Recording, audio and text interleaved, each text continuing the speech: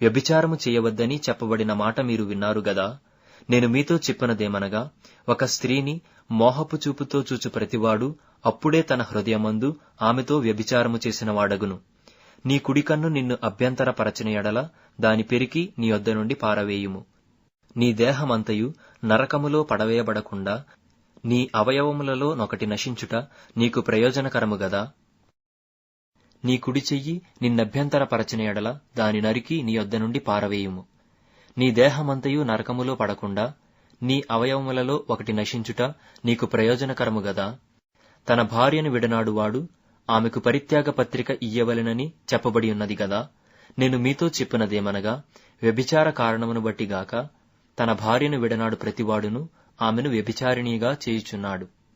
విడనాడబడిన దానిని పెండ్లాడువాడు వ్యభిచరించుచున్నాడు.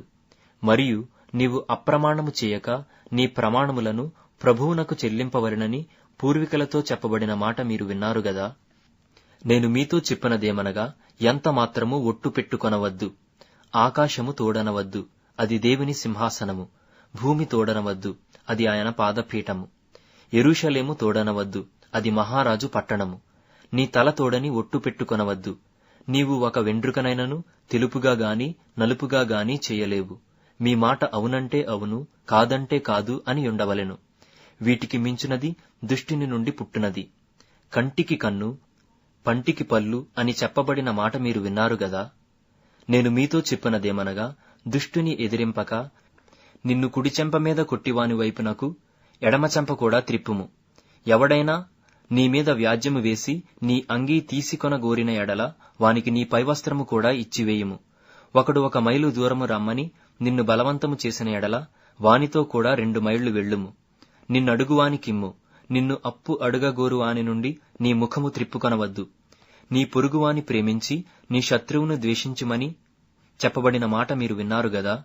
నేను మీతో చెప్పినదేమనగా, మీరు పరలోకమందున్న మీ తండ్రికి కుమారులై ఉండునట్లు మీ శత్రువులను ప్రేమించుడి. మిమ్మును హింసించు వారి కొరకు ప్రార్థన చేయుడి.